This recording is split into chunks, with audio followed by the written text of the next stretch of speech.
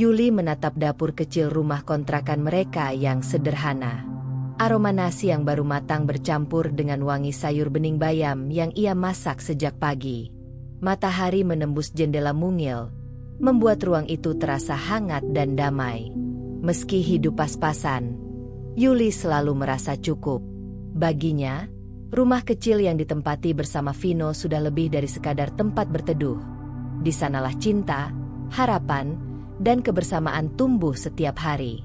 Vino, yang baru saja pulang dari pasar untuk membeli beberapa kebutuhan pokok, masuk sambil tersenyum lebar. "Yul, aku dapat cabai lebih murah tadi. Lumayan buat besok," katanya sambil menunjukkan plastik kecil berisi cabai merah. Yuli terkekeh menerima bungkusan itu. "Untung kamu pintar nawar, Mas. Kalau tidak, uang belanja sudah habis duluan." Percakapan sederhana itu menggambarkan kehidupan mereka. Setiap hari, Yuli dan Vino bekerja sama menjaga keuangan agar cukup sampai akhir bulan. Vino bekerja sebagai staf administrasi di sebuah perusahaan swasta. Gajinya tidak besar, tapi cukup untuk biaya hidup sederhana. Yuli sendiri kadang menerima pesanan kue dari tetangga untuk menambah pemasukan. Rumah mereka tidak luas, hanya terdiri dari 2 kamar tidur, ruang tamu kecil, dapur, dan kamar mandi di belakang. Namun, setiap sudut rumah selalu terasa hangat berkat sentuhan Yuli yang rajin merapikan dan menambahkan hiasan kecil dari hasil kerajinannya sendiri. Ada taplak meja rajut buatan tangan, pot bunga plastik yang dicat ulang, dan bingkai foto pernikahan mereka yang menggantung di ruang tamu. Semua itu membuat rumah sederhana itu berasa istana bagi mereka berdua. Di malam hari, rutinitas mereka juga sederhana. Setelah makan malam, Yuli biasanya duduk di samping Vino yang membaca koran atau menonton televisi. Kadang mereka berbicara tentang impian masa depan, membeli rumah sendiri, menabung untuk anak, atau sekadar liburan ke tempat yang lebih jauh dari kota. Vino selalu berkata, "Pelan-pelan, Yul. Yang penting kita berjuang bersama." Kata-kata itu menenangkan hati Yuli, membuatnya yakin bahwa suaminya adalah pria yang bisa diandalkan. Sesekali, Bu Ratna dan Pak Surya datang berkunjung. Bu Ratna, dengan wataknya yang keras, sering mengingatkan Vino agar lebih giat bekerja, sementara Pak Surya hanya mengangguk-angguk sambil tersenyum tipis. "Anak laki-laki itu harus sukses, Vin. Jangan cuma jadi pegawai biasa," ucap Bu Ratna suatu sore. Vino hanya menjawab dengan senyum canggung, sementara Yuli mencoba mencairkan suasana dengan menawarkan teh hangat. Meski kadang merasa ditekan, Vino tidak pernah membiarkan kata-kata ibunya merusak kebahagiaan rumah tangga mereka. Ia selalu menenangkan Yuli dengan berkata, "Ibu hanya ingin yang terbaik." Dalam kesehariannya, Vino dikenal sebagai suami yang ringan tangan. Ia tidak keberatan membantu Yuli mencuci piring atau menyapu lantai. Hal-hal kecil seperti itu membuat Yuli semakin menghargainya. "Aku beruntung punya kamu, Mas," kata Yuli suatu malam sambil bersandar di bahu Vino. Suaminya tertawa kecil, membalas, "Justru aku yang beruntung punya istri sebaik kamu." Namun di balik kehangatan itu, Yuli sesekali merasakan kegelisahan yang sulit dijelaskan. Ada momen-momen ketika Vino termenung lama, seolah memikirkan sesuatu yang lebih besar dari sekadar rutinitas kerja kantoran. Ia sering berkata, "Aku ingin kita punya kehidupan lebih baik, Yul. Biar ibu juga bangga sama aku." Yuli biasanya menenangkan, "Kita sudah cukup, Mas. Rezeki itu bukan hanya soal uang, tapi juga kebahagiaan." Vino tersenyum, meski matanya menunjukkan ambisi yang mulai tumbuh diam-diam. Hari-hari mereka berjalan damai seperti itu. Pagi berangkat kerja dengan bekal sederhana, sore kembali dengan senyum, malam mengobrol ringan sambil menyeruput teh hangat. Kehidupan mereka mungkin tampak biasa saja di mata orang lain, tapi bagi Yuli, kebersamaan dengan Vino adalah anugerah yang patut disyukuri. Namun, roda kehidupan selalu berputar. Sesuatu yang tak terduga menanti di depan. Yuli tidak pernah menyangka bahwa senyum hangat suaminya, yang kini ia nikmati setiap hari, perlahan akan tergantikan oleh wajah yang berbeda. Bayangan itu masih samar, tapi seperti awan kelabu yang mulai merayap di ufuk, tanda-tanda perubahan besar sedang menunggu. Pagi itu, udara kantor terasa berbeda bagi Vino. Langkahnya terasa ringan ketika ia melintasi koridor panjang menuju ruang kerjanya. Beberapa rekan kerja terlihat berbisik sambil melirik ke arahnya, dan senyum mereka mengandung arti yang membuat dada Vino berdegup kencang. Ada kabar besar yang sedang beredar, dan Vino sudah mendengar desas-desusnya sejak seminggu terakhir. Manajemen akan mengumumkan promosi jabatan untuk beberapa pegawai. Sekitar pukul 10 pagi, seluruh karyawan dipanggil ke aula kecil kantor. Pimpinan berdiri di depan, suaranya mantap ketika menyampaikan daftar nama yang mendapat promosi. Ketika nama Vino Pratama disebut, riuh tepuk tangan langsung menggema.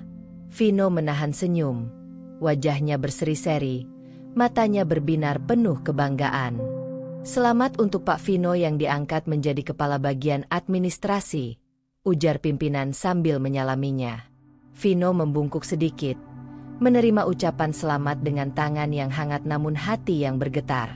Ia tidak percaya momen ini akhirnya datang setelah bertahun-tahun bekerja keras. Saat kembali ke tempat duduknya, ia menatap layar ponsel. Jemarinya segera mengetik pesan untuk Yuli. "Yul, kabar baik. Aku dipromosikan jadi kepala bagian.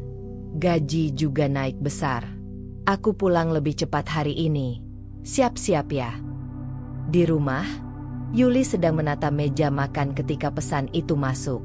Ia berhenti sejenak, membaca ulang kalimat dari suaminya. Senyum lebar muncul di wajahnya. "Alhamdulillah," bisiknya lirih. Matanya berkaca-kaca. Ia merasa lega karena semua kerja keras Vino selama ini berbuah manis. Sore hari, Vino pulang membawa sebungkus martabak manis dan sekotak kecil kue tart. Begitu membuka pintu, ia langsung disambut Yuli yang menunggu dengan wajah penuh sukacita. "Mas, selamat ya. Aku bangga sekali sama kamu," ucap Yuli sambil memeluknya erat. Vino tertawa, merangkul istrinya. Akhirnya kerja keras ini terbayar. "Yul, kita bisa hidup lebih baik sekarang." Malam itu, mereka makan bersama dengan penuh syukur. Martabak dan kue tart sederhana itu terasa seperti hidangan pesta. Yuli bercerita tentang betapa bangganya ia pada Vino, tapi di dalam hati ia tetap berusaha menjaga pandangan sederhana. Ia berkata, "Yang penting kita tetap bijak, Mas. Gaji naik bukan berarti harus boros." Vino mengangguk cepat, meski matanya berbinar dengan semangat yang berbeda, semangat yang lebih besar dari sekadar rasa syukur. Kabar kenaikan jabatan Vino cepat sampai ke telinga mertuanya. Keesokan harinya, Bu Ratna datang ke rumah bersama Pak Surya. Begitu melihat anak lelakinya, Bu Ratna langsung memeluknya erat. "Anak ibu memang luar biasa. Dari dulu ibu yakin kamu pasti sukses," katanya penuh bangga. Wajahnya bercahaya seolah ia sendiri yang mendapat promosi itu. Pak Surya hanya tersenyum, menepuk bahu Vino dengan hangat. "Selamat, Vin. Semoga amanah." Kalimat sederhana itu mengandung makna yang dalam, meski tidak sebanyak sorak-sorai pujian istrinya. Di ruang tamu kecil itu, suasana menjadi riuh. Bu Ratna mulai berbicara tentang bagaimana keluarga mereka kini bisa lebih dihormati tetangga. Bagaimana Vino harus menunjukkan kesuksesan dengan gaya hidup yang lebih baik. "Kamu sekarang kepala bagian, Vin. Jangan lagi naik motor tua itu. Beli mobil. Orang harus tahu anak saya berhasil," katanya sambil melirik Yuli. Yuli menanggapinya dengan senyum tipis. Di hatinya, ia masih percaya bahwa keberhasilan tidak harus ditunjukkan dengan barang-barang mewah. Ia ingin suaminya tetap rendah hati seperti dulu. Malam itu, setelah mertua pulang, ia sempat berkata pelan pada Vino, "Mas, kita syukuri saja. Tidak perlu terburu-buru mengubah apapun. Vino tersenyum, tapi dalam sorot matanya ada rasa percaya diri baru yang belum pernah Yuli lihat sebelumnya. Hari-hari berikutnya, perubahan kecil mulai tampak. Vino mulai berbicara dengan nada yang lebih mantap, seolah jabatan barunya memberi otoritas tambahan bahkan di luar kantor. Ia mulai membicarakan rencana membeli barang-barang baru, mengganti pakaian, bahkan menyebut kemungkinan pindah rumah. Yuli masih mendengarkan dengan sabar, berusaha tidak mematahkan semangat suaminya. Ia tahu momen ini penting bagi Vino. Namun, di tengah kebahagiaan itu, ada tanda-tanda samar yang menimbulkan kegelisahan. Vino yang dulu sering pulang dengan wajah lelah tapi penuh syukur, kini sering pulang dengan langkah lebih cepat, membawa cerita tentang pujian rekan kerja, tentang orang-orang yang menaruh hormat padanya. Ia mulai menikmati perhatian itu, dan semakin hari semakin percaya diri. Yuli, meski tetap mendukung, merasakan perubahan kecil yang mengganggu. Ia hanya bisa berdoa agar suaminya tetap rendah hati, agar kebahagiaan ini tidak berubah menjadi sesuatu yang kelak menyakitkan. Dan di suatu malam, saat Vino menatap dirinya di cermin dengan kemeja barunya, ia tersenyum puas lalu berbisik lirih, "Aku pantas dapat lebih dari ini." Kata-kata itu meluncur begitu saja, terdengar seperti janji pada dirinya sendiri. Yuli mendengarnya sekilas, dan tanpa sadar, hatinya bergetar, pertanda bahwa kehidupan sederhana mereka perlahan mulai berubah. Beberapa minggu setelah promosi jabatan itu, rutinitas Vino perlahan berubah. Ia yang dulu terbiasa mengenakan kemeja polos dan celana kain sederhana, kini mulai pulang membawa kantong belanja berisi pakaian bermerek. Suatu sore, Yuli melihat Vino masuk rumah dengan setelan jas rapi yang harganya jauh di atas gaji bulanannya dulu. Wajah Vino tampak penuh percaya diri, seolah jas itu bukan sekadar pakaian, melainkan simbol status baru yang ia kenakan dengan bangga. "Mas, kok beli jas lagi? Bukankah kamu sudah punya 2 yang masih bagus?" tanya Yuli sambil mencoba terdengar tenang. Vino tersenyum, matanya berbinar. "Sekarang aku kepala bagian. Yul, penampilan itu penting. Aku tidak bisa lagi terlihat seadanya di depan klien dan bawahan." Ia menggantung jas itu dengan hati-hati di lemari, lalu bercermin cukup lama, mengagumi dirinya sendiri.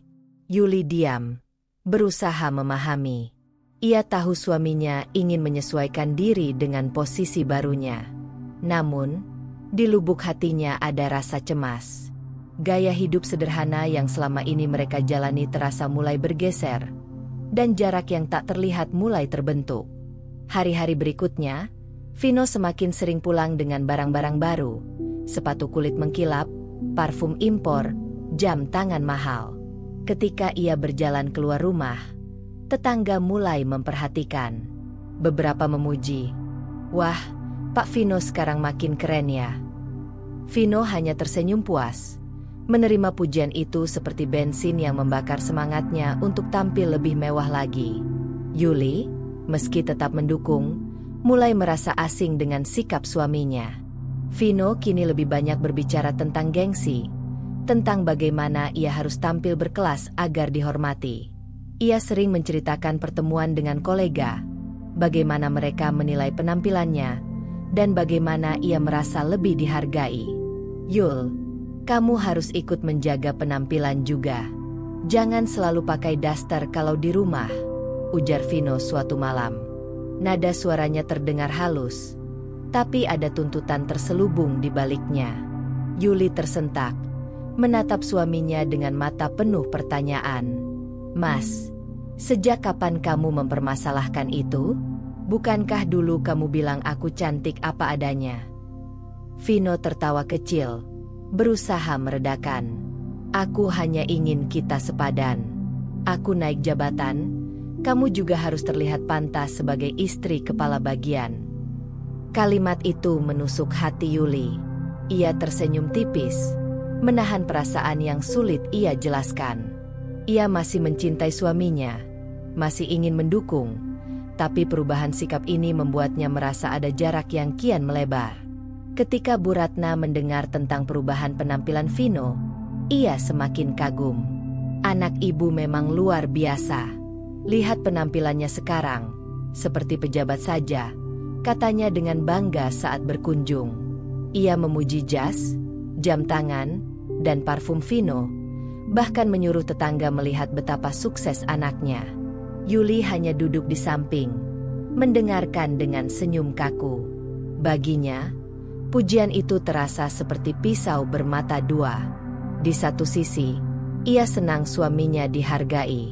Namun di sisi lain, ia khawatir bahwa semua kebanggaan itu akan mendorong Vino semakin jauh dari kehidupan sederhana yang dulu mereka syukuri. Malam itu, setelah mertua pulang, Yuli mencoba bicara. "Mas, aku bangga sama kamu. Tapi jangan sampai kita lupa diri. Kesederhanaan dulu justru yang bikin kita bahagia." Vino menatap Yuli, wajahnya sedikit tegang. "Aku tidak lupa diri, Yul. Aku hanya ingin kita hidup lebih layak. Bukankah itu juga impian kita dulu?" Yuli menghela napas, lalu mengangguk pelan. Ia tidak ingin memperpanjang. Namun, hatinya semakin gelisah melihat kilau ambisi di mata suaminya. Seiring waktu, perubahan kecil itu semakin jelas. Cara bicara Vino pun berubah.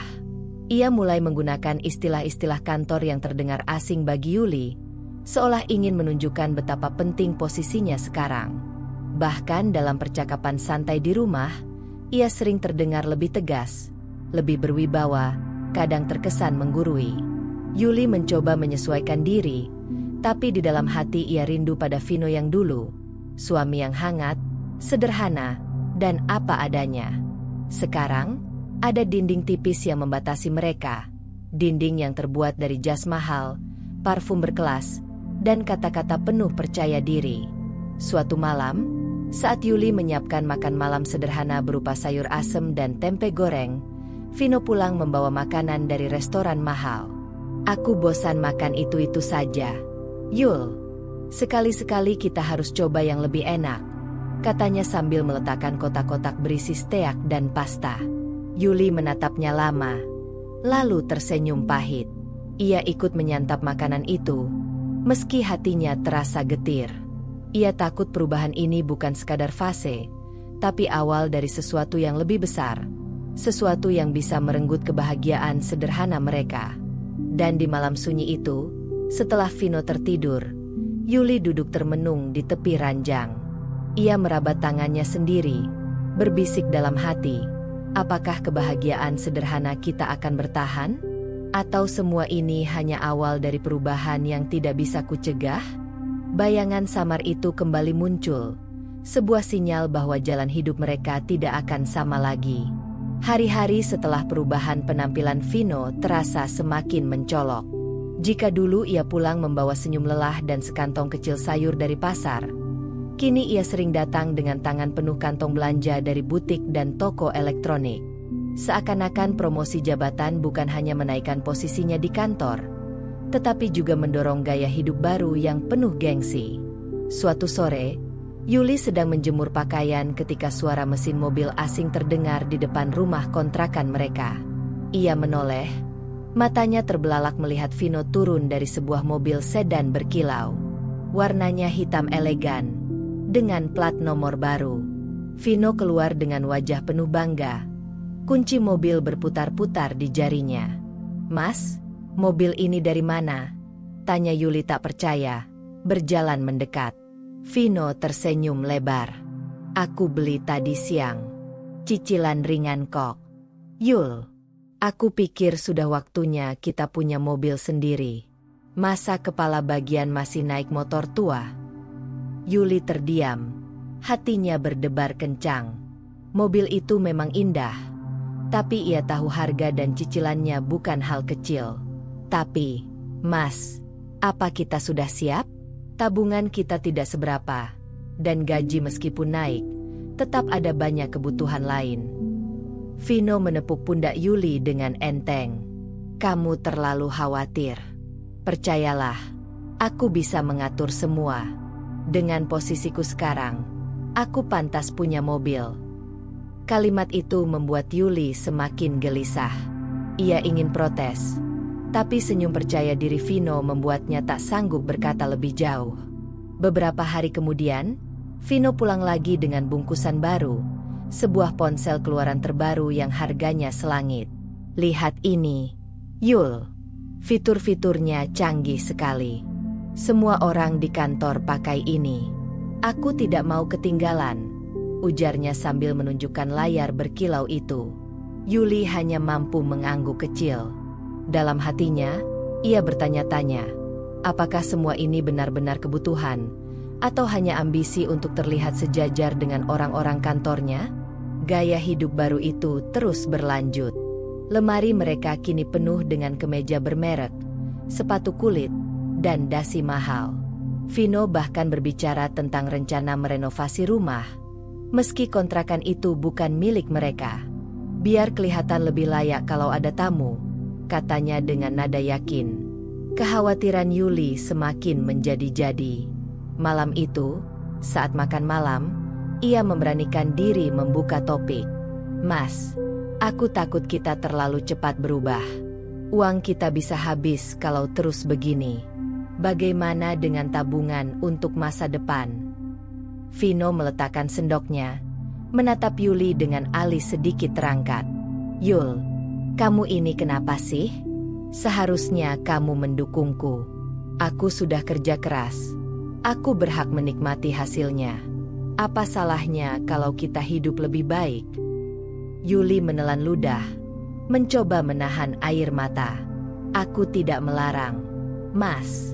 Aku hanya ingin kita berhati-hati. Jangan sampai nanti menyesal. Alih-alih tersentuh, Vino malah menghela napas panjang. Kamu tidak mengerti. Ibu saja mendukungku. Katanya, anak sukses memang harus menunjukkan hasil kerjanya. Nama Bu Ratna membuat Yuli terdiam. Ia tahu mertuanya selalu membenarkan setiap langkah Vino.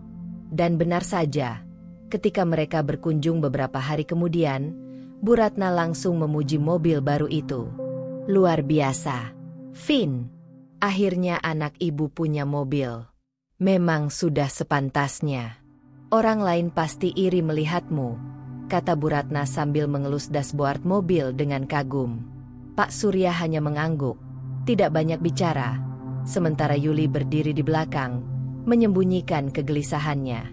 Sepulang mertua, Yuli duduk termenung di ruang tamu. Vino sibuk membersihkan mobil barunya di luar. Tampak begitu puas. Yuli memandangi foto pernikahan mereka di dinding. Wajah mereka dulu yang penuh kesederhanaan dan cinta tulus. Kini, ia merasa wajah itu semakin jauh dari kenyataan. Malam itu, Yuli berbaring lebih awal. Vino masih sibuk dengan ponsel barunya. Tersenyum sendiri melihat pesan-pesan dari rekan kerjanya. Yuli membalikkan badan, memandang tembok dengan hati berat. Apakah aku masih memiliki tempat dalam setiap keputusan besar rumah tangga ini? Pikirnya lirih. Sejak kapan ia hanya menjadi penonton dari kehidupan suaminya sendiri? Di keheningan itu, Yuli merasa tersisih. Seolah keputusan-keputusan besar kini bukan lagi milik mereka berdua, melainkan hanya milik Vino seorang. Dan dalam hati kecilnya, Yuli tahu, perubahan ini baru permulaan. Pagi itu, suasana rumah terasa agak sunyi. Matahari menembus jendela kecil ruang tamu, menyinari perabot sederhana yang masih tersisa dari masa sebelum gaya hidup mewah Vino mulai mengisi hari-hari mereka. Yuli duduk di kursi makan, menatap secangkir teh hangat yang ia buat sendiri. Hatinya berat, tapi tekadnya kuat. Ia tahu sudah waktunya bicara serius dengan suaminya. Ketika Vino turun dari kamar, tampak mengenakan kemeja bermerek baru dan jam tangan mengkilap, Yuli menarik napas dalam-dalam. Mas, boleh kita bicara sebentar? Suaranya lembut, penuh kesabaran. Vino menoleh, wajahnya sedikit tegang tapi tetap tersenyum. Tentang apa, Yul? Yuli mengatur kata-kata sebaik mungkin. Aku hanya ingin kita bicara soal pengeluaran kita, dan beberapa keputusan yang mulai terasa berat bagi kita. Ia menatap mata suaminya, berharap Vino memahami maksudnya. Vino mengernyit, menghela napas panjang. Yuli, maksudmu, aku terlalu menikmati hasil kerja kerasku? Kamu merasa aku salah hanya karena mau membeli yang lebih baik? Yuli menggeleng cepat. Bukan begitu maksudku, Mas. Aku bangga sama kamu. Aku hanya ingin kita tetap bijak. Jangan sampai semua perubahan ini membuat kita kehilangan kendali. Aku takut kita jadi kehilangan apa yang dulu kita miliki, kebersamaan dan kedamaian. Vino menatap Yuli dengan mata yang mulai menipis kesabarannya. Kamu ini kenapa sih, Yul? Aku naik jabatan, gaji meningkat, dan aku ingin kita menikmati hidup lebih baik. Kamu malah seolah tidak mendukungku. Suaranya meninggi sedikit. Ada rasa frustrasi yang jelas. Yuli menghela napas, menahan diri agar tidak ikut emosi. Ia berdiri, melangkah mendekati Vino, mencoba menyentuh tangannya. Mas, aku selalu mendukung kamu. Tapi mendukung bukan berarti kita harus kehilangan akal sehat. Aku ingin kita tetap merencanakan keuangan dengan hati-hati, supaya tidak menyesal nanti. Aku hanya ingin kebaikan untuk kita, untuk masa depan kita. Vino menepis tangan Yuli dengan cepat. Wajahnya memerah. Yuli, cukup. Aku tahu apa yang kulakukan. Aku tidak butuh kamu menasihati terus. Sejak dulu kamu selalu ingin semua hal berjalan sesuai versi kamu. Padahal aku sudah mampu membuat keputusan sendiri. Yuli menahan air mata. Hatinya sakit melihat suaminya yang dulu hangat kini berubah tegas dan sulit didekati. Ia menunduk, suaranya lirih tapi mantap. Mas, aku hanya ingin kita bersama-sama. Aku tidak ingin melihat rumah tangga kita retak karena hal-hal yang bisa kita atasi dengan komunikasi dan pengertian. Vino menatap langit-langit rumah sebentar, lalu menoleh dengan nada dingin. Aku sudah bilang, aku tahu apa yang aku lakukan. Kalau kamu tidak bisa mendukungku, mungkin kamu yang perlu belajar menyesuaikan diri dengan kehidupan baru kita. Kata-kata itu menusuk Yuli seperti pisau. Ia merasa langkahnya untuk menjaga rumah tangga yang harmonis justru dianggap mengganggu. Meski kecewa, ia tetap menahan emosi, mengingatkan diri sendiri untuk tetap sabar. Mas, aku mencintaimu. Aku hanya ingin kita tetap solid. Jangan biarkan perbedaan pandangan merusak kebahagiaan kita, ucapnya pelan. Vino mengalihkan pandangan ke jendela. Ia diam beberapa saat, seolah menimbang kata-kata Yuli. Tapi kemudian ia menghela napas dan mengocok kepalanya. Aku tidak bisa lagi hidup sesuai gaya lama. Aku ingin maju, dan aku ingin kamu ikut bersamaku. Kalau kamu tidak bisa menyesuaikan diri, aku tidak tahu harus bilang apa lagi. Yuli menelan ludah. Ia tahu ini bukan sekadar percakapan biasa. Retakan kecil yang mulai muncul kini terlihat jelas. Ada jurang antara mereka yang tidak bisa ia jembatani hanya dengan kata-kata lembut. Malamnya, Yuli duduk di ruang tamu sendirian, menatap rumah yang dulu terasa hangat. Kini, semua barang baru yang dibeli Vino, jas mahal, jam tangan, ponsel terbaru, seolah menciptakan dinding tak terlihat antara mereka. Ia mengingat kembali masa-masa ketika mereka tertawa bersama di meja makan sederhana, berbagi cerita tentang impian kecil, dan menikmati kebersamaan tanpa beban. Kini, senyum Vino tampak lebih menempel pada barang-barang mewah daripada pada dirinya. Yuli menyadari, walau ia masih mencintai suaminya, perasaan hangat itu mulai tergeser oleh ambisi dan gengsi. Ia menutup mata sejenak, mencoba menenangkan hatinya yang kecewa. Apakah aku harus terus bersabar? Pikir Yuli dalam diam. Atau ini pertanda bahwa perjalanan kita akan semakin sulit? Ia menyadari satu hal, retakan itu nyata. Komunikasi yang dulu mudah kini menjadi medan perdebatan. Dan cinta sederhana yang pernah mereka nikmati kini mulai diuji oleh perubahan gaya hidup dan ambisi. Yuli menunduk, menatap tangan sendiri, berdoa agar mereka masih bisa menemukan jalan kembali. Malam itu, rumah terasa sunyi. Lampu hangat menyinari ruang tamu, tapi kehangatan yang dulu ada di antara mereka perlahan memudar. Retakan kecil itu mungkin masih bisa diperbaiki, tapi tanda-tanda awal bahwa jarak semakin nyata kini tak bisa diabaikan lagi. Siang itu, suara klakson mobil Vino terdengar di halaman rumah kontrakan. Yuli sedang menyiapkan makan siang ketika Bu Ratna masuk bersama suaminya, Pak Surya. Wajah Bu Ratna berseri-seri, membawa tas berisi hadiah dan makanan. Pandangannya langsung tertuju pada Vino, yang baru saja turun dari mobil mewahnya. "Anakku, lihat kamu sekarang. Mobil baru, jas rapi, semua terlihat sempurna," seru Bu Ratna dengan bangga, matanya berbinar. Yuli menahan napas, duduk di kursi sambil menyambut mereka. Ia tersenyum sopan, namun di hatinya terasa berat. Selama beberapa minggu terakhir, perubahan Vino membuatnya resah, dan kini kehadiran Bu Ratna seakan memperkuat jarak itu. Pak Surya hanya tersenyum tipis, menepuk bahu anaknya. "Vin, selamat. Ini semua memang pantas untukmu." Namun Bu Ratna tidak berhenti di situ. Ia menoleh ke Yuli, suaranya sedikit meninggi. "Yuli, aku heran denganmu. Seharusnya kamu bangga punya anak laki-laki seperti Vino. Lihat, dia berhasil, punya mobil, pakaian bagus, semua serba mewah. Kenapa kamu malah terlihat khawatir terus?" Yuli menelan ludah, mencoba menenangkan diri.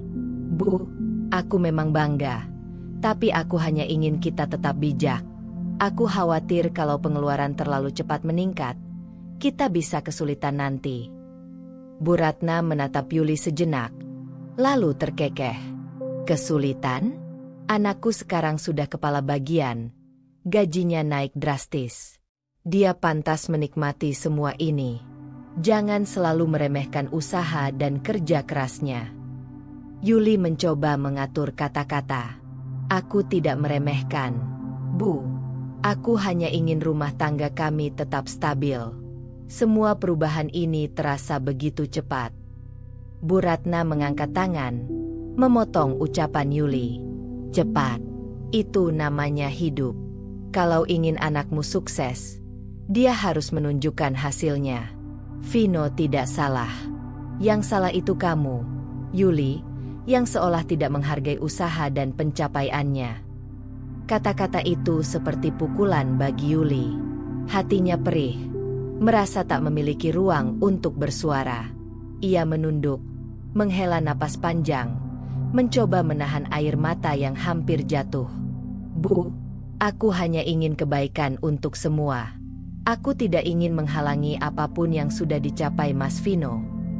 Bu Ratna mencondongkan tubuh, menatapnya tajam. "Yuli, sebaiknya kamu belajar menerima kenyataan. Anak saya sudah berhasil. Jika kamu tidak mendukung, jangan heran kalau orang lain melihatmu tidak paham posisimu. Dia pantas hidup mewah, dan kamu harus menghargai itu." Yuli merasa semakin terpojok. Semua kata-kata yang ia sampaikan diputar oleh Bu Ratna seolah membela Vino sepenuhnya, menekankan kesalahan Yuli. Ia ingin membela diri, ingin mengatakan bahwa ia bukan menentang, hanya ingin rumah tangga tetap bijak. Tapi suara hatinya tenggelam di tengah kegembiraan dan kebanggaan mertua. Pak Surya menghela napas, mencoba menengahi. "Bu Ratna, mungkin kita bisa dengarkan pendapat Yuli. Mereka kan rumah tangga sendiri." Bu Ratna menepuk bahu suaminya dengan cepat. "Pak Surya, biarkan saja. Anakku sudah dewasa, dan Yuli harus belajar menyesuaikan diri. Kalau tidak, masalah besar akan datang." Yuli menunduk, merasakan beratnya posisi yang ia hadapi. Ia duduk diam, tidak mampu membalas.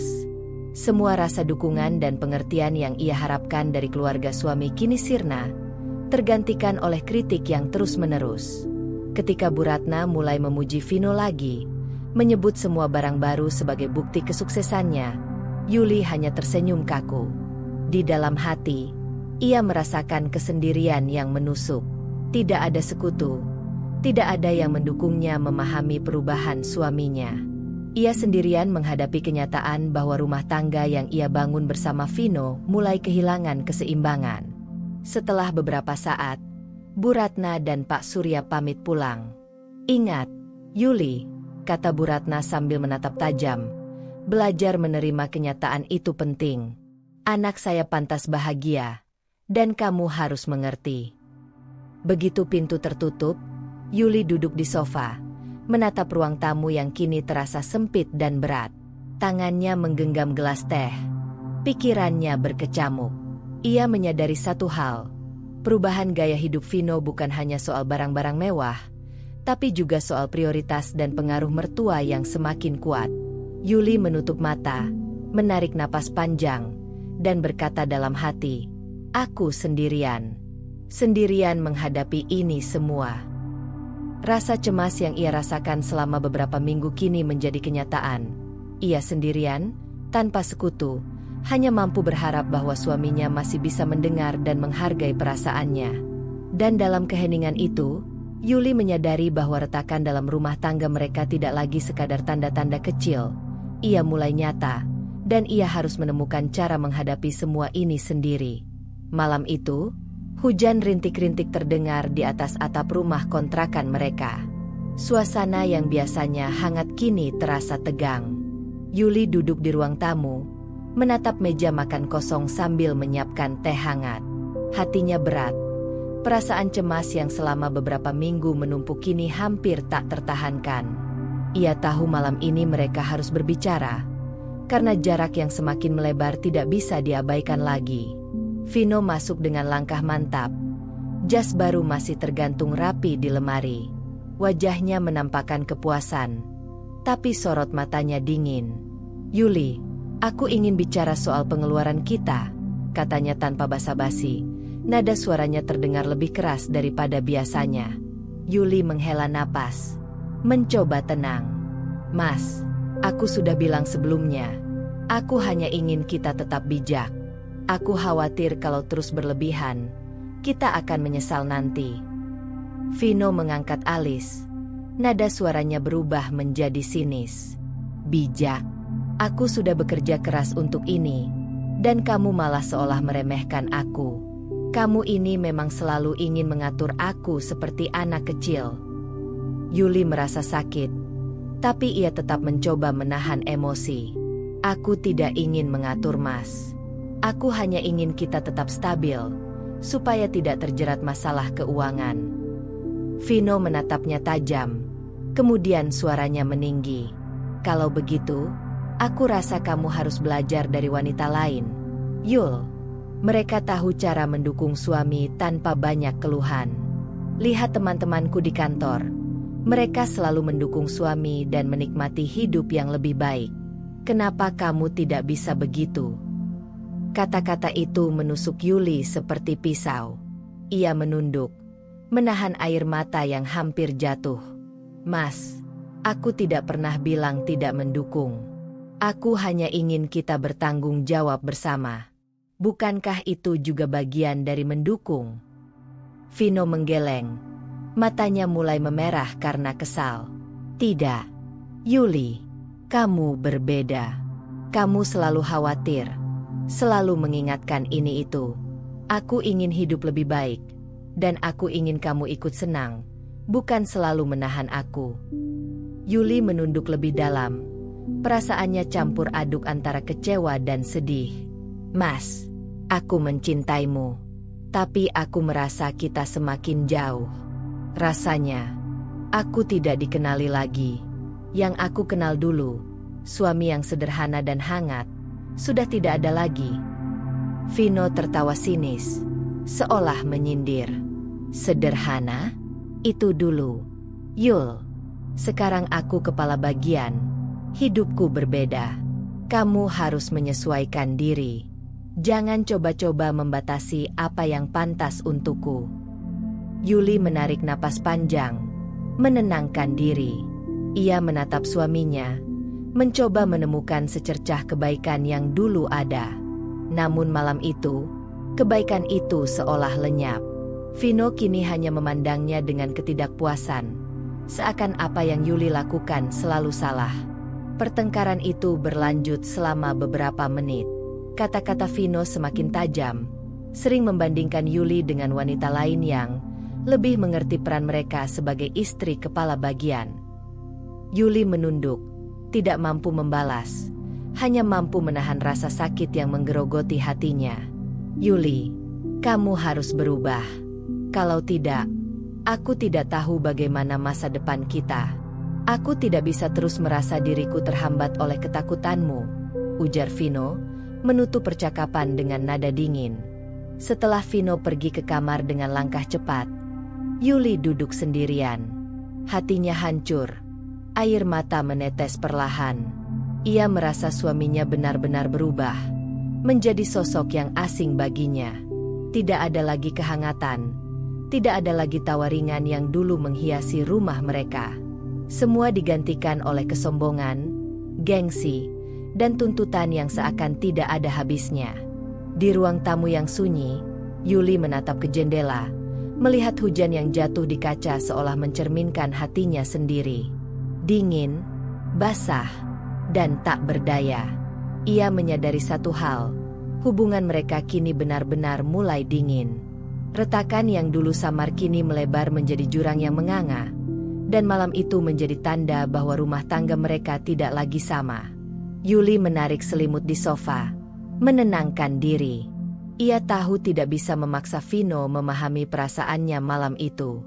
Ia hanya bisa berharap, suatu saat, suaminya akan melihat kembali nilai-nilai sederhana yang dulu mereka nikmati bersama.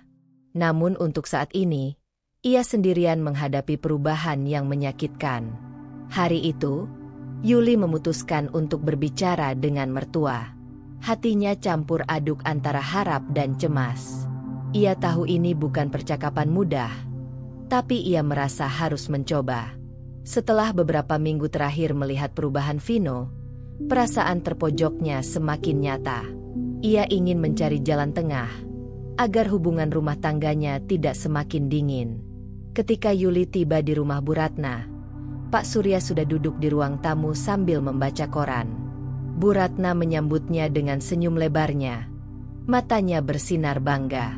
"Yuli, datang? Bagus sekali, kita bisa ngobrol sebentar," ujarnya dengan nada ceria yang Yuli tahu pasti akan berubah menjadi teguran. Yuli mengangguk, menepuk tangannya sendiri agar tidak gemetar. "Bu, Pak, saya ingin bicara soal Mas Vino dan rumah tangga kami," ucapnya pelan, berusaha terdengar tegas tapi tetap sopan. Bu Ratna mencondongkan tubuh. Matanya menatap tajam. "Oh, jadi kamu datang untuk mengeluh tentang anakku lagi, ya?"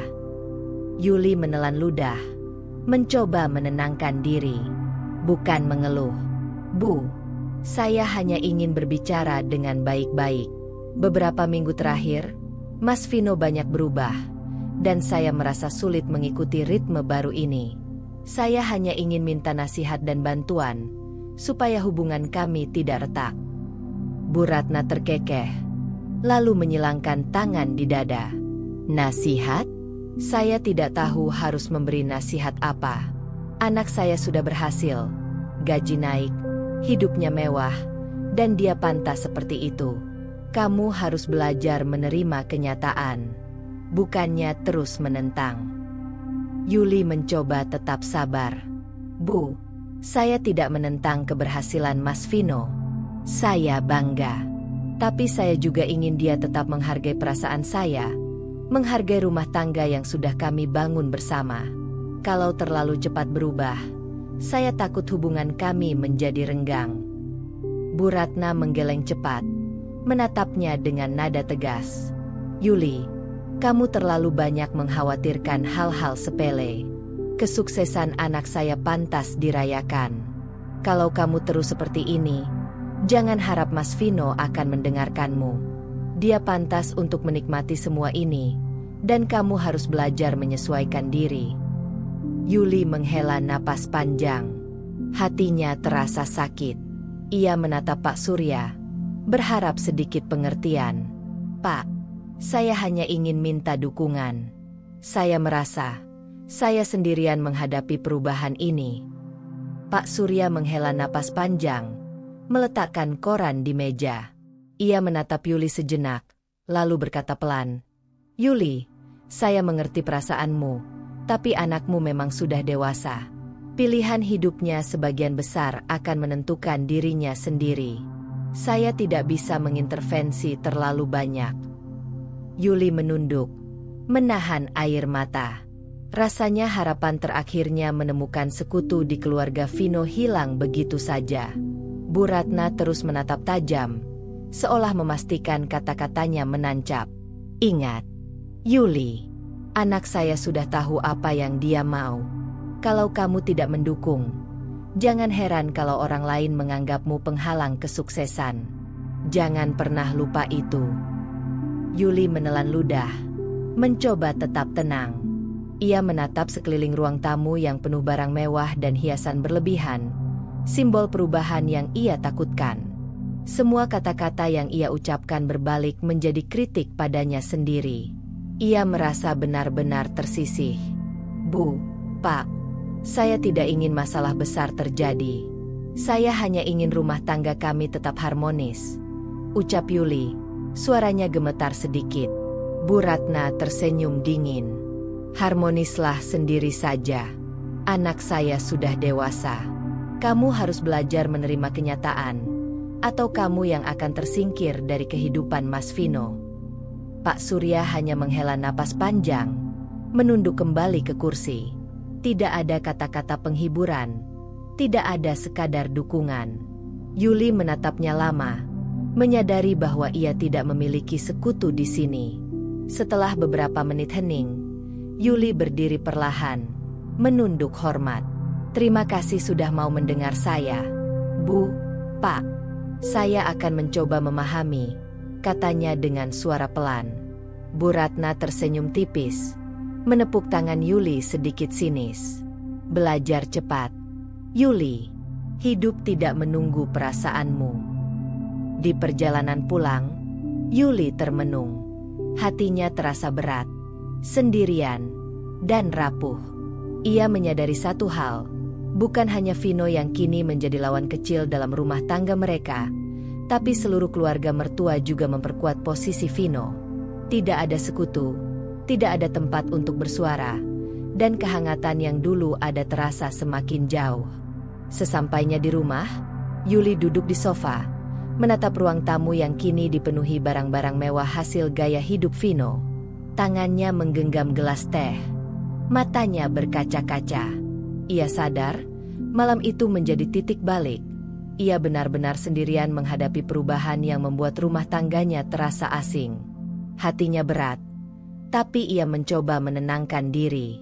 Ia tahu perjalanan mereka masih panjang, dan tantangan nyata baru saja dimulai. Yuli menutup mata, menarik napas panjang, dan berbisik lirih. "Aku sendirian. Sendirian menghadapi semuanya." Suasana rumah malam itu terasa panas, meskipun udara di luar cukup sejuk. Yuli duduk di ruang tamu, tangannya memegang secangkir teh yang mulai mendingin. Hatinya berat. Sudah beberapa minggu terakhir, Vino semakin menuntut pengeluaran mewah, sementara dirinya merasa semakin tersisih dari keputusan rumah tangga. Ia tahu malam itu, pertengkaran besar hampir tak terelakkan. Vino masuk dari kamar, wajahnya tampak tegang. Jas baru tergantung rapi di lemari.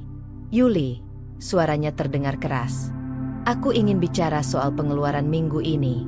Sepertinya kamu masih menahan aku, padahal aku bekerja keras untuk ini semua." Yuli menunduk, mencoba mengatur napas. "Mas, aku tidak menahan. Aku hanya ingin memastikan semua pengeluaran tetap masuk akal. Aku khawatir kalau terlalu berlebihan, kita bisa menyesal nanti." Vino mengangkat alis. Nada suaranya berubah sinis. "Menyesal? Yuli, kamu ini memang tidak pernah mendukung aku. Anak lain di kantor, istri mereka selalu mendukung suami, menikmati hasil kerja suami. Kamu berbeda. Kamu selalu mengatur dan mengingatkan. Yuli menahan emosi, berusaha tetap tenang. Mas, aku hanya ingin rumah tangga kita tetap harmonis. Aku bangga sama pencapaianmu, tapi aku juga ingin kita tidak kehilangan kendali atas keuangan dan kesejahteraan kita. Saat itu, Bu Ratna muncul dari dapur, membawa nampan berisi makanan ringan. Begitu mendengar percakapan mereka, wajahnya langsung memerah karena kemarahan dan rasa bangga terhadap anaknya. Yuli, aku tidak percaya dengan sikapmu. Anak saya sudah berhasil, punya jabatan dan gaji tinggi. Kamu malah mempertanyakan itu? Kamu ini tidak mendukung anakku sama sekali. Yuli menatap Bu Ratna dengan mata berkaca-kaca. Hatinya sakit. Bu, saya hanya ingin semuanya berjalan bijak. Saya tidak menentang Mas Vino. Saya hanya... Cukup. Bu Ratna memotong ucapan Yuli dengan keras. Kamu selalu menganggap diri sendiri benar, selalu mengatur Vino, tapi tidak pernah menghargai perjuangannya. Anak saya pantas hidup mewah, dan kamu harus belajar mendukungnya, bukan menahan dia. Vino ikut berdiri, matanya menatap Yuli tajam. Lihat, Yul, bahkan ibu setuju dengan apa yang kulakukan. Apalagi yang kamu butuhkan? Aku bekerja keras. Aku pantas menikmati semua ini, tapi kamu selalu merasa lebih pintar dan selalu menolak ideku. Yuli menunduk, menahan air mata. Emosi di dalam dirinya hampir meledak. Tapi ia berusaha tetap tenang. Ia tahu kalau ia ikut membalas dengan kata-kata kasar, konflik ini bisa semakin parah. Mas, Bu, aku hanya ingin kebaikan untuk semua. Aku merasa diperlakukan tidak adil, tapi aku tetap ingin kita bisa bicara baik-baik. Ucapnya dengan suara pelan tapi mantap. Vino tertawa sinis. Matanya semakin menyipit. Tidak adil? Yuli, coba lihat kenyataan. Aku kepala bagian, gaji tinggi, hidup mewah, dan kamu malah terus menghambat langkahku. Tidak mendukung? Itu benar. Kamu memang tidak pernah mendukung aku sepenuhnya. Bu Ratna mengangguk setuju, menepuk bahu anaknya dengan bangga. Itulah yang aku bilang. Yuli, anak saya pantas dihargai. Kalau kamu tidak bisa mendukung, jangan harap rumah tangga kalian akan berjalan lancar. Yuli menunduk lebih dalam. Rasanya ia semakin terpojok. Semua argumen dan nasihatnya dianggap salah. Setiap kata yang ia ucapkan berbalik menjadi kritik, dan dirinya benar-benar sendirian menghadapi situasi ini. Meski hatinya perih, ia mencoba tetap sabar, berusaha menjaga kehormatan diri dan rumah tangga mereka. Mas, Bu, aku tetap mencintai Vino. Aku ingin rumah tangga kami harmonis. Tapi kalau aku terus merasa tidak dihargai dan disudutkan, bagaimana kita bisa tetap bahagia bersama? Suara Yuli bergetar sedikit, menahan rasa sakit. Vino mengalihkan pandangan ke jendela, menahan diri sejenak. Aku sudah bilang, Yul, aku ingin hidup lebih baik, dan aku pantas menikmatinya. Kalau kamu tidak bisa mendukung, mungkin memang kita tidak sejalan. Bu Ratna menepuk tangan Yuli lagi, lebih keras kali ini. Dengar baik-baik. Yuli, anak saya sukses, dan kamu harus belajar menerima kenyataan itu. Kalau tidak, jangan harap rumah tangga kalian akan bertahan. Yuli menatap langit-langit rumah, merasa kepalanya berat. Ia menyadari satu hal yang pahit. Bukan hanya Vino yang kini menjadi lawan kecilnya, tapi juga mertua yang memperkuat posisinya. Tidak ada sekutu, tidak ada pihak yang mendukungnya. Hanya dirinya sendiri yang harus menghadapi tekanan ini. Ketika Vino pergi ke kamar, meninggalkan Yuli sendirian di ruang tamu, Yuli duduk termenung. Tangannya menggenggam gelas teh. Napasnya berat. Hatinya terasa hampa, dipenuhi rasa kesedihan dan keputusasaan. Malam itu, rumah terasa dingin, Bukan karena hujan atau udara luar, tetapi karena jarak emosional yang membentang di antara Yuli dan Vino. Ketegangan yang selama ini menumpuk kini mencapai puncaknya, dan Yuli tahu bahwa malam itu menandai titik kritis. Hubungan mereka semakin dingin, dan tantangan terbesar rumah tangga mereka baru saja dimulai. Malam itu, suasana rumah terasa seperti akan meledak. Yuli duduk di ruang tamu, napasnya berat, tangan gemetar memegang gelas teh yang sudah dingin. Hatinya perih. Perasaan terpojok dan tidak dihargai selama berminggu-minggu akhirnya memuncak. Ia tahu malam ini mungkin menjadi titik krusial rumah tangganya. Vino masuk dari kamar dengan wajah memerah. Matanya menyipit marah. "Yuli!" teriaknya. Suaranya menggema di ruang tamu. "Aku tidak tahan lagi dengan sikapmu. Kamu selalu menghalangiku, selalu menentang aku, dan selalu mengatur hidupku." Yuli menatapnya. Air mata sudah menggenang di sudut matanya. "Mas, aku hanya ingin rumah tangga kita harmonis. Aku hanya ingin kita tetap bijak dalam segala hal. Aku mencintaimu, tapi aku merasa kita semakin jauh." Vino memotongnya. Nada suaranya meningkat. "Jangan coba-coba bicara begitu lagi. Aku kepala bagian sekarang. Hidupku berbeda. Dan aku tidak butuh kamu terus menahan langkahku. Kamu bahkan tidak menghargai semua yang kulakukan." Bu Ratna masuk dari dapur. Mendengar suara teriak itu, wajahnya memerah. Matanya menyala-nyala. "Itulah Yuli. Anak saya pantas menikmati hasil kerja kerasnya. Kalau kamu tidak bisa mendukungnya, kamu memang tidak pantas tinggal di sini." Yuli terkejut. Napasnya tersengal.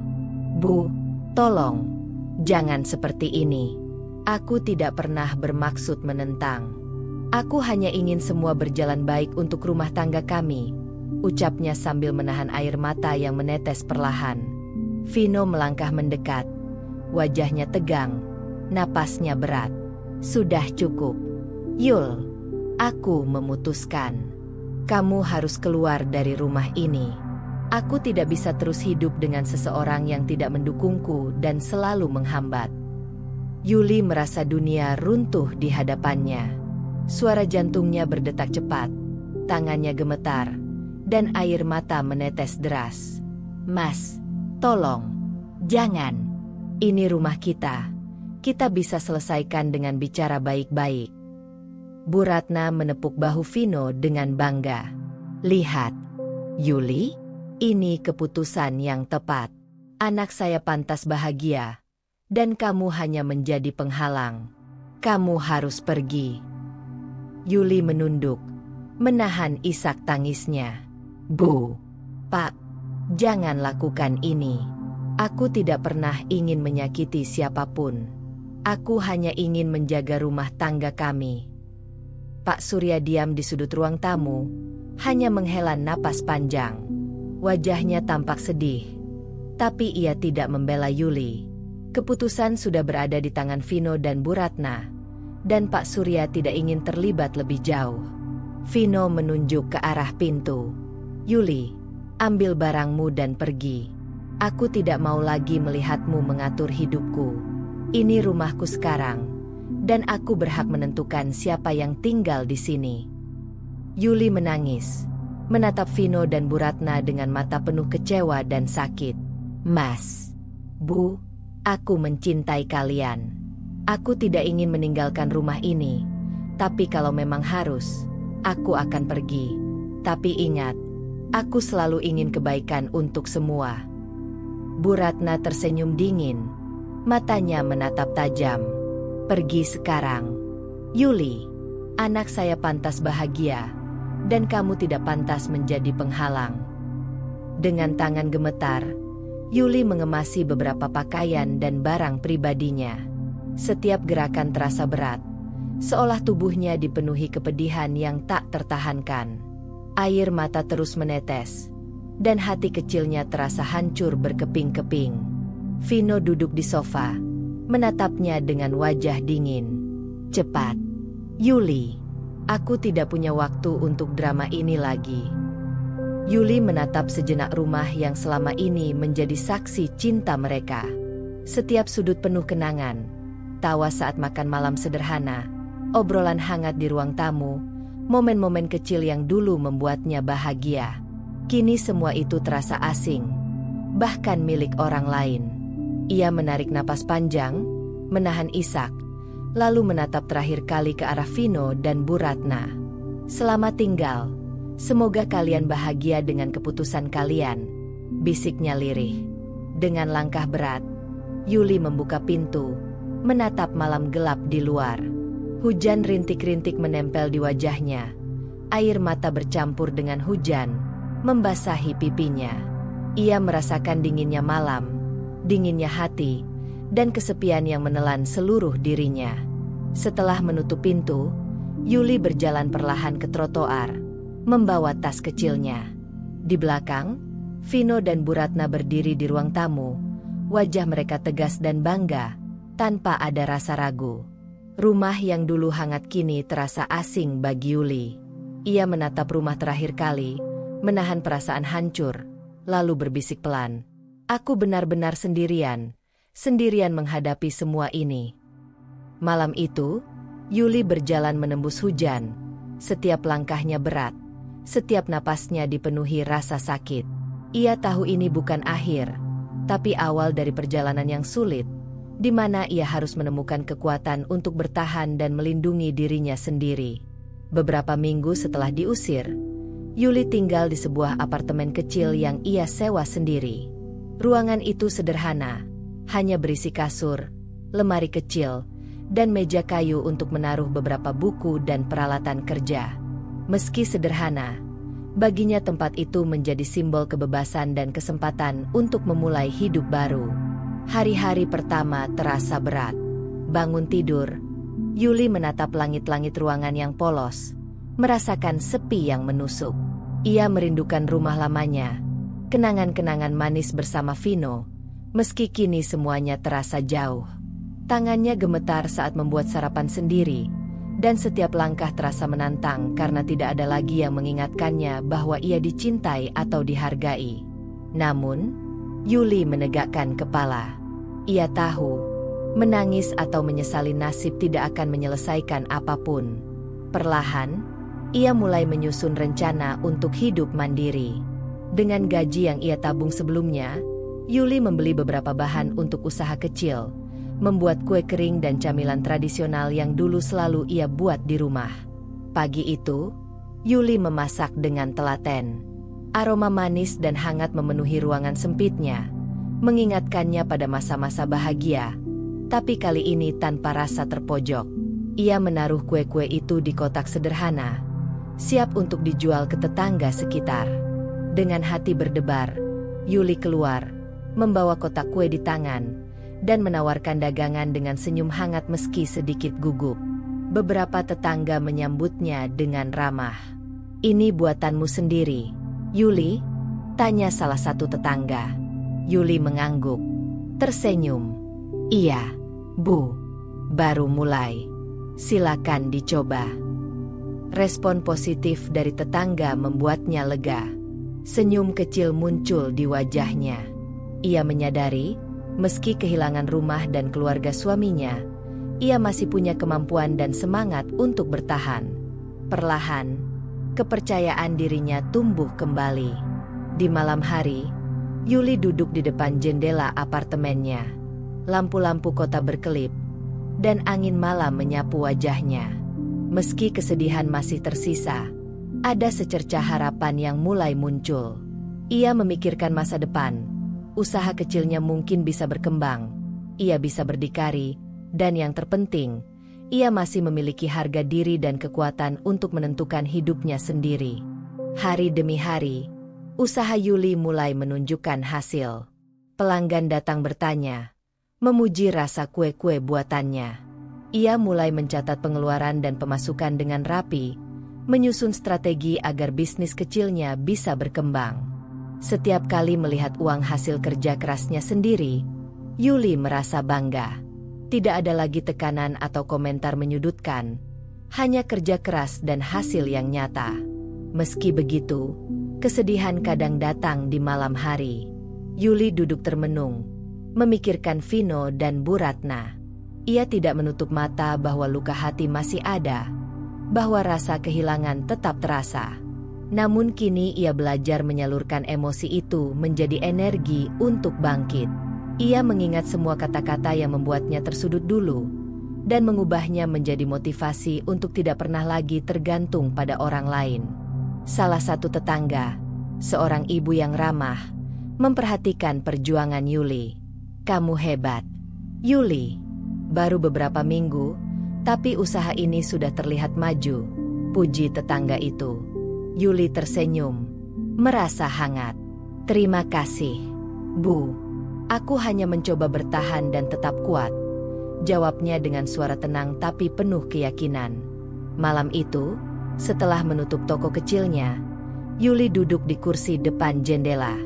Ia menatap bulan yang terang, udara malam yang sejuk, dan rasa sepi yang kini terasa lebih ringan.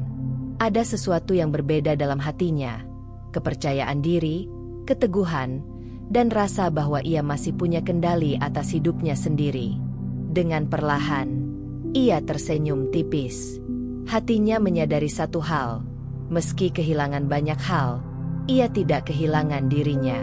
Ia memiliki kemampuan, keteguhan, dan harapan untuk membangun hidup baru. Tidak ada yang bisa mengambil semangat itu darinya. Di kejauhan, lampu-lampu kota berkelap-kelip seperti tanda kecil bahwa dunia masih luas, penuh peluang. Yuli menatapnya dengan mata berbinar. Ia tahu jalan ini masih panjang, tapi malam itu, untuk pertama kali dalam beberapa bulan terakhir, ia merasa damai dan optimis. Secercah harapan itu menembus hati Yuli, memberinya kekuatan untuk melangkah. Ia tahu, meski masa lalu menyakitkan, masa depan bisa ia bentuk sendiri. Dan dengan semangat yang baru, Yuli siap menghadapi apapun yang menantinya. Beberapa bulan setelah Yuli pergi, rumah yang dulu penuh tawa kini mulai terasa berbeda. Vino masih tetap menjalani gaya hidup mewah yang sama, bahkan cenderung lebih berlebihan. Mobil baru selalu diganti dengan model terbaru, pakaian bermerek terus bertambah, dan gadget terbaru selalu hadir di tangannya. Namun, di balik kemewahan itu, kenyataan pahit mulai menghampiri. Uang yang dulu berlimpah kini semakin menipis, sementara utang perlahan menumpuk. Pagi itu, Vino membuka rekeningnya di laptop. Matanya melebar ketika melihat saldo menurun drastis. Ia mengetik beberapa angka, mencoba menghitung ulang pengeluaran bulan ini. "Ini tidak mungkin," gumamnya. Wajahnya menegang. Ia mencoba tetap tenang, tetapi tekanan mulai terasa. Bu Ratna masuk, membawa sarapan dan menyapa dengan senyum lebar. "Vino, kamu terlihat cemas. Kenapa, Nak?" Vino menelan ludah, mencoba menutupi kekhawatirannya. "Ah, tidak apa-apa, Bu. Hanya menghitung beberapa tagihan." Bu Ratna menggeleng. "Jangan khawatir, Vino. Anak saya sudah berhasil. Hidup mewah itu wajar. Tidak perlu terlalu banyak memikirkan angka-angka itu. Nikmati saja hasil kerja kerasmu." Vino tersenyum tipis, namun hatinya tidak tenang. Kata-kata Bu Ratna, yang dulu memberinya semangat, kini terasa menekan. Ia sadar, ia terus dipuji untuk gaya hidup borosnya, dan tidak ada yang mengingatkannya tentang batasan. Hari demi hari, Vino semakin kehilangan kontrol. Ia menghadiri berbagai pesta, membeli barang-barang yang tidak perlu, dan membayar restoran mahal untuk dirinya sendiri. Teman-teman kantor pun mulai mengagumi kemewahannya, tanpa mengetahui bahwa saldo rekeningnya semakin menipis. Suatu sore, ketika ia hendak membeli jam tangan baru seharga puluhan juta rupiah, Vino menatap kartu kreditnya. Lampu indikator merah mulai menyala, menunjukkan batas kredit hampir penuh. Ia menarik napas panjang. "Sepertinya, ini terlalu cepat habis," gumamnya pada diri sendiri. Bu Ratna yang kebetulan masuk melihat ekspresi cemas Vino. "Apa, Nak? Ada masalah. Vino tersenyum kaku, mencoba menenangkan diri. Ah, tidak. Hanya sedikit hitungan ulang pengeluaran. Namun di dalam hati, Vino tahu kenyataan pahit sedang menantinya. Utang kartu kredit, cicilan mobil baru, dan biaya barang-barang mewah yang dibelinya membuat keseimbangan keuangannya hampir runtuh. Ia mencoba menutupinya dengan terus membeli barang baru, seakan-akan kemewahan bisa menutupi kekacauan finansial. Bu Ratna masih menyangkal keadaan. Vino, jangan khawatir soal uang. Anak saya bekerja keras. Semua ini pantas dia nikmati. Jangan biarkan hal kecil seperti angka-angka itu mengganggu hidupmu. Hidup itu untuk dinikmati, bukan dihitung. Vino mengangguk, tapi wajahnya menegang. Kata-kata Bu Ratna seolah menyuruhnya terus menghabiskan uang, sementara rasa takut di dalam dirinya semakin besar. Ia mulai menerima panggilan dari pihak bank dan toko tempat ia membeli barang secara kredit. Tagihan menumpuk, bunga bertambah, dan tekanan semakin berat. Di malam hari, Vino duduk sendiri di ruang tamu. Meja dipenuhi struk belanja, notifikasi cicilan, dan daftar utang. Ia menatap foto Yuli yang dulu tersimpan di rak kecil. Rasa bersalah muncul, bukan hanya karena kehilangan istri, tapi juga karena gaya hidupnya kini menjadi bencana finansial. Namun Bu Ratna, yang duduk di kursi dekatnya, masih tersenyum penuh keyakinan. Anakku, jangan terlalu cemas. Ini cuma masalah kecil. Kita bisa atasi nanti. Yang penting sekarang, nikmati hidup dan tetap tunjukkan kesuksesanmu. Vino menunduk, menarik napas panjang. Ia tahu ibunya tidak akan membiarkan dirinya realistis, dan itu membuat tekanan semakin berat. Ia sadar, tanpa pengawasan dan batasan, gaya hidupnya akan terus menjerumuskan dirinya ke dalam jurang utang yang lebih dalam.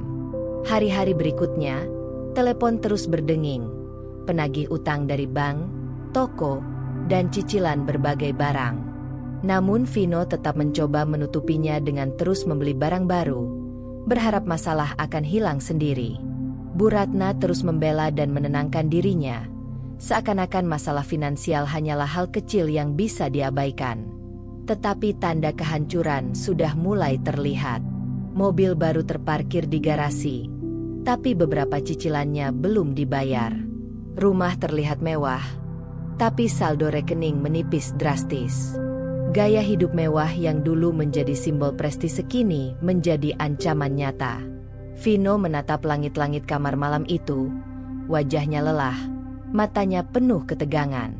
Ia tahu bahwa kejatuhan sudah diambang pintu, tetapi kesombongan dan kebiasaan boros yang ditanamkan oleh pujian ibunya membuatnya sulit berhenti. Di balik kemewahan itu, kehancuran finansial perlahan merayap masuk, siap menghancurkan semua yang telah dibangun tanpa kendali. Di ruang tamu, Bu Ratna masih tersenyum, menepuk bahu anaknya. Tenang saja, Vino. Anak ibu pantas menikmati semua ini. Semua akan baik-baik saja. Tetapi Vino tahu, kata-kata itu tidak bisa lagi menutupi kenyataan pahit. Tanda-tanda kehancuran sudah mulai terlihat, dan setiap langkah borosnya kini semakin mendekatkan mereka pada titik jatuh yang tak terhindarkan. Pagi itu, Vino berjalan ke kantornya dengan langkah yang sedikit lebih berat dari biasanya. Biasanya ia melangkah percaya diri, mengenakan jas mahal dan dasi rapi, siap menghadapi dunia. Namun hari ini, wajahnya tegang, alisnya berkerut, dan napasnya terasa sesak.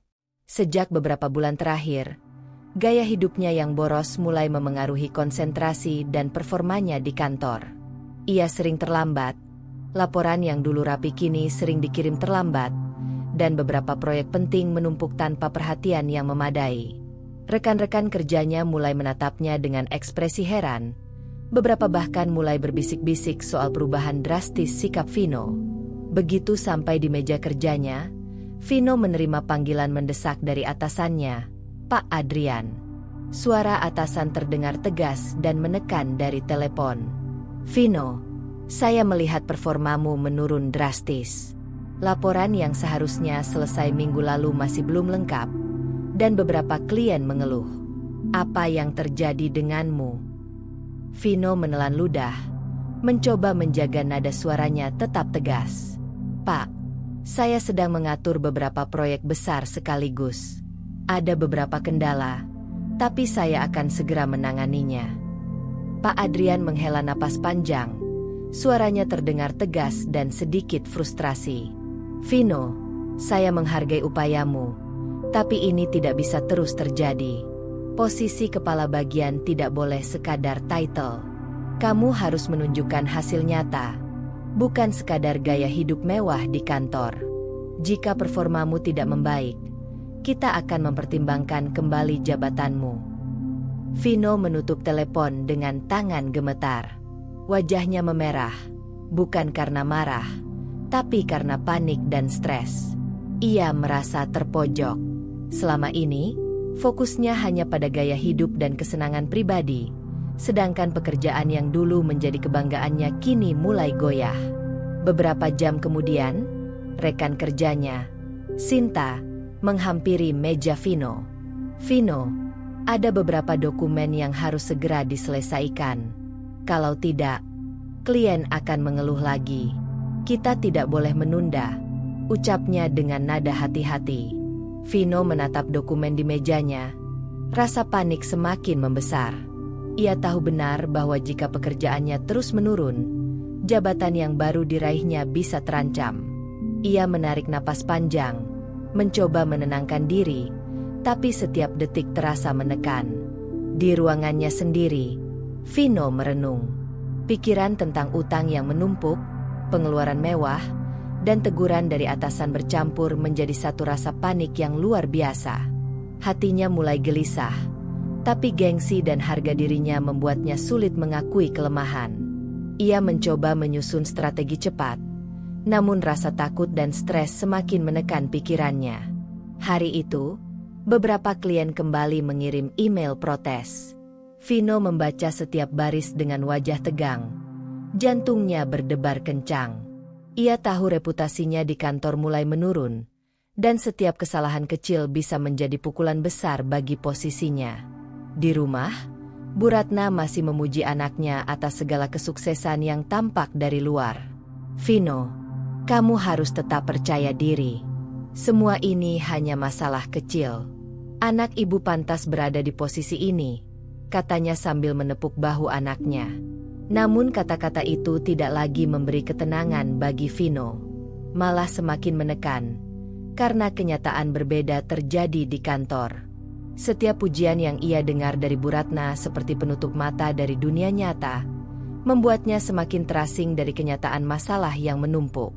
Malamnya, Vino duduk di ruang kerja rumahnya, menatap laporan-laporan yang menumpuk. Tangannya gemetar, dan keringat dingin membasahi dahinya. Ia mulai menyadari bahwa kesombongan dan gaya hidup mewah yang dibela ibunya telah membuatnya kehilangan fokus, dan kini pekerjaan yang dulu menjadi kebanggaannya mulai terguncang. Emosi Vino campur aduk, panik karena jabatan terancam, stres karena tanggung jawab menumpuk, tapi gengsi membuatnya menolak meminta bantuan. Ia merasa terjebak dalam lingkaran yang sulit, antara menjaga harga diri, menghadapi kritikan atasan, dan menyadari kekacauan finansial yang perlahan membayang di belakangnya. Di akhir hari, Vino menatap langit malam dari jendela ruang kerjanya. Lampu kota berkelap-kelip, tapi baginya tidak ada satupun yang bisa menenangkan. Ia tahu kehancuran perlahan merayap, utang yang menumpuk, performa kerja yang menurun, jabatan yang terancam, dan gaya hidup boros yang terus menekan dirinya. Ia menarik napas panjang, mencoba menenangkan diri, tapi hatinya dipenuhi rasa takut.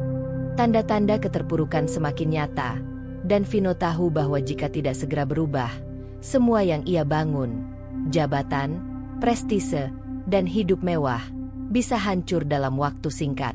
Malam itu, wajahnya terlihat lelah, mata sembab, dan jantungnya berdegup kencang. Ia sadar, langkah salahnya selama ini mulai membawa konsekuensi yang tak terelakkan. Pagi itu, Suasana rumah mewah yang dulu penuh kemegahan kini terasa dingin dan menekan. Lampu-lampu kristal yang biasa memantulkan cahaya ke seluruh ruang tamu tampak redup, seolah ikut menandai kehancuran yang perlahan merayap masuk. Vino duduk di sofa, wajahnya tegang, tangan gemetar memegang tagihan-tagihan yang menumpuk. Sejak beberapa minggu terakhir, situasi keuangan mereka semakin kritis. Hutang menumpuk, beberapa rekening telah melewati batas, dan beberapa pemberi pinjaman mulai menagih dengan nada keras.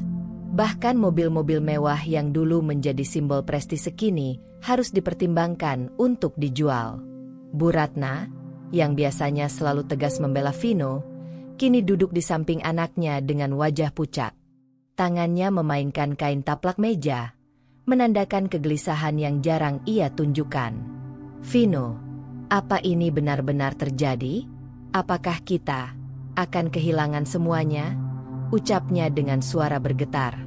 Vino menunduk, menatap tagihan yang menumpuk di meja. Iya, Bu, semuanya menumpuk terlalu cepat. Aku terlalu fokus pada gaya hidup mewah, membeli barang-barang yang tidak perlu, dan sekarang kita di sini. Aku tidak tahu harus mulai dari mana. Jawabnya, suara terdengar lemah dan panik. Beberapa jam kemudian, mereka mulai menyusun daftar barang-barang yang harus dijual untuk menutupi sebagian hutang. Jam tangan, tas mewah, bahkan beberapa perabot rumah yang mahal kini menjadi opsi untuk dijual. Vino memegang jam tangan yang dulu menjadi kebanggaannya. Matanya basah. Semua ini hilang begitu saja, gumamnya lirih. Bu Ratna menepuk bahu anaknya, tapi suaranya terdengar serak. Nak, kita harus tetap kuat.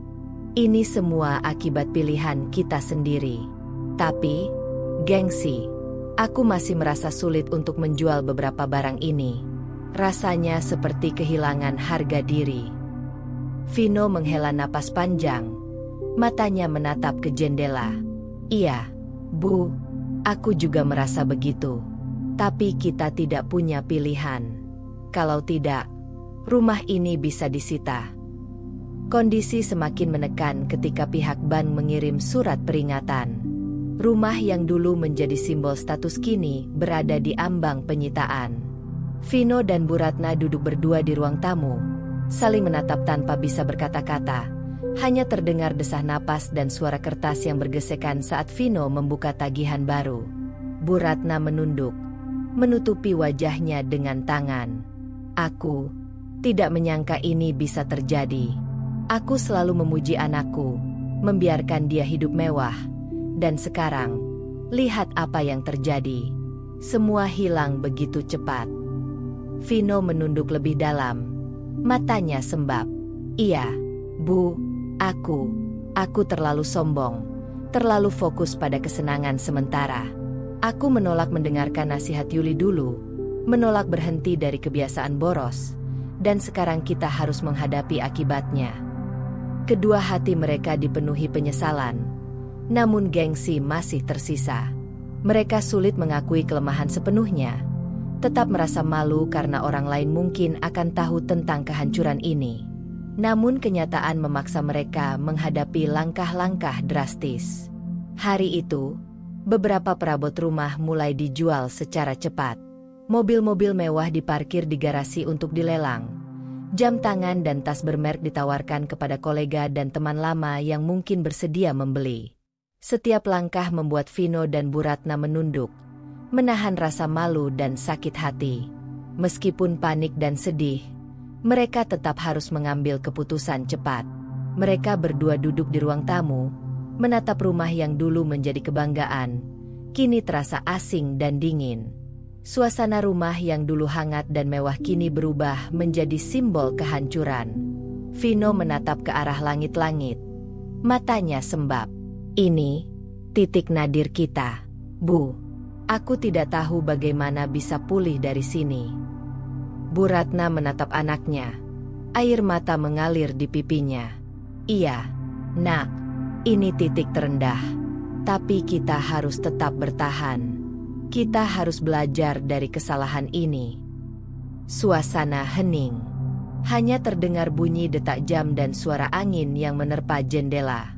Rumah yang dulunya penuh kemegahan kini menjadi saksi bisu dari kesalahan, kesombongan, dan akibat dari gaya hidup boros yang tidak terkendali.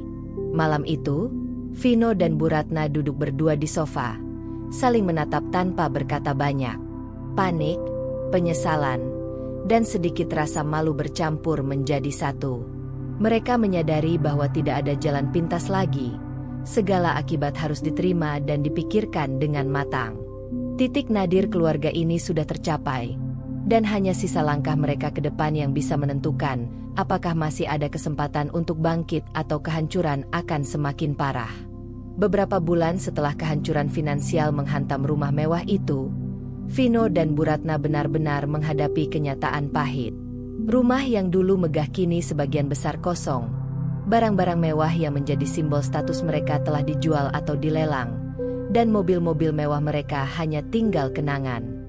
Utang menumpuk, beberapa cicilan tidak dapat dilunasi tepat waktu, dan reputasi mereka di lingkungan sosial telah menurun drastis. Vino duduk di bangku taman dekat rumah kontrakan kecil yang kini menjadi tempat tinggal mereka. Tangannya memegang secangkir kopi hangat. Matanya menatap jauh ke jalan yang sepi. Wajahnya kusut, penuh penyesalan, dan setiap garis di wajahnya mencerminkan stres, kegagalan, dan rasa malu yang menumpuk selama beberapa bulan terakhir. Bu Ratna duduk di sampingnya. Wajahnya pucat dan mata sembab. Ia tidak banyak bicara, hanya sesekali menatap Vino dengan rasa kecewa yang tertahan. "Nak, aku tidak pernah menyangka semua ini akan terjadi," ucapnya lirih. Suara yang biasanya keras dan penuh keyakinan kini terdengar rapuh. Vino menunduk, menatap secangkir kopinya yang hampir kosong. "Aku juga, Bu. Aku terlalu sombong, terlalu percaya diri. Aku menolak nasihat Yuli, terlalu boros, terlalu fokus pada penampilan dan gengsi. Sekarang, lihatlah, semuanya hilang." Gumamnya pelan, suara penuh penyesalan. Kehidupan mereka kini sangat sederhana. Rumah kontrakan kecil itu hanya berisi beberapa perabot seadanya, kasur tipis di lantai, dan lemari yang hampir kosong. Dulu, kemewahan memenuhi setiap sudut rumah. Kini, setiap sudut hanya mengingatkan mereka pada kesalahan dan keputusan buruk yang mereka buat. Sementara itu, Yuli menjalani hidup yang sepenuhnya berbeda. Ia telah menemukan keseimbangan dan ketenangan yang dulu hilang. Apartemen kecilnya kini terasa hangat dan nyaman, dihiasi dengan barang-barang sederhana yang ia pilih sendiri. Usaha kue dan camilan kecil yang ia mulai beberapa bulan lalu berkembang perlahan, dengan pelanggan tetap yang menghargai kerja kerasnya. Pagi itu, Yuli duduk di depan meja kerjanya, mencatat pengeluaran dan pemasukan dengan senyum tenang di wajahnya. Ia menatap secangkir teh hangat, menghirup aromanya, dan merasakan rasa syukur yang mendalam. Tidak ada tekanan, tidak ada komentar menyudutkan, hanya hasil kerja kerasnya sendiri yang ia nikmati. Namun, bayangan masa lalu kadang datang menghampiri. Ia teringat Vino, suami yang dulu dicintainya, dan Bu Ratna, yang selalu membela anaknya tanpa mempertimbangkan perasaan Yuli.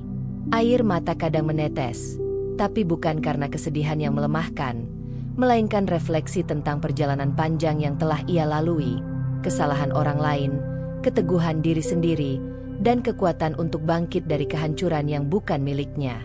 Yuli menatap keluar jendela. Matahari pagi menyinari kota. Sinarnya hangat dan menenangkan. Hatinya dipenuhi rasa syukur, dan di balik itu, ada pertanyaan yang perlahan muncul. Apakah ia akan memilih memaafkan Vino dan merangkul kembali hubungan yang pernah hancur, atau tetap melangkah maju sendiri, mandiri dan bebas dari masa lalu? Ia tahu jawabannya belum harus diambil sekarang. Yang terpenting, saat ini ia memiliki kendali penuh atas hidupnya. Yuli tersenyum tipis, merasakan kekuatan batin yang belum pernah ia sadari sebelumnya. Segala rasa sakit, air mata, dan perjuangan selama diusir dari rumah telah mengajarkannya satu hal: kebahagiaan sejati tidak datang dari harta, kemewahan, atau pengakuan orang lain, tetapi dari keteguhan hati dan kemampuan untuk berdiri sendiri. Di sisi lain, Vino dan Bu Ratna kini harus menghadapi realitas pahit. Tiap hari mereka belajar arti kesederhanaan yang dulu mereka abaikan, menghadapi keterbatasan, dan menyesali keputusan yang membawa mereka ke jurang kemiskinan. Gengsi dan kesombongan yang dulu menuntun mereka kini tersisih, digantikan oleh kepanikan, penyesalan, dan keinginan untuk menebus kesalahan, meski sebagian besar waktu itu terlambat. Hari berganti minggu, minggu berganti bulan. Yuli tetap teguh pada jalan yang ia pilih. Ia menata hidupnya, bekerja keras, dan tetap menjalani rutinitas dengan senyum dan keyakinan. Kadang, ia menoleh ke masa lalu, mengingat Vino yang dulu begitu sombong, Bu Ratna yang keras kepala, dan rumah mewah yang kini hanya menjadi kenangan. Namun, ia tidak menyesali langkahnya sendiri. Di suatu sore yang cerah, Yuli duduk di teras apartemennya, menikmati angin sepau-sepau. Hatinya tenang. Ia tahu hidupnya telah berubah. Ia telah belajar banyak, dan ia memiliki pilihan. Pilihan itu bukan lagi soal kekayaan, jabatan, atau gengsi, tetapi soal hati dan kebebasan. Dan di sana, di sudut hatinya, ada ruang untuk memaafkan, atau untuk tetap melangkah sendiri. Yuli tersenyum, menatap langit yang luas. Kisahnya belum sepenuhnya berakhir, tapi ia tahu satu hal, apapun yang terjadi, ia telah bangkit dari kehancuran, lebih kuat dan lebih bijak dari sebelumnya. Akhir cerita tetap terbuka, seperti angin yang berhembus lembut di sore hari, memberi kesempatan bagi Yuli untuk menentukan masa depannya sendiri, apakah kembali pada masa lalu atau melanjutkan perjalanan mandirinya. Namun yang pasti, Yuli telah menemukan kekuatan batin yang selama ini ia cari, dan itu tidak ada yang bisa mengambil darinya. Dan begitulah akhir dari cerita kita hari ini. Setiap perjalanan, seberapapun kecilnya, selalu menyimpan pelajaran dan makna. Semoga kisah ini bisa menginspirasi, menghibur, atau bahkan membuka sudut pandang baru untukmu. Kalau kamu suka dengan cerita seperti ini, jangan lupa untuk like, komen, dan tentunya subscribe agar kamu nggak ketinggalan cerita-cerita seru berikutnya. Aktifkan juga lonceng notifikasinya supaya kamu jadi yang pertama tahu saat cerita baru tayang. Sampai jumpa di kisah selanjutnya.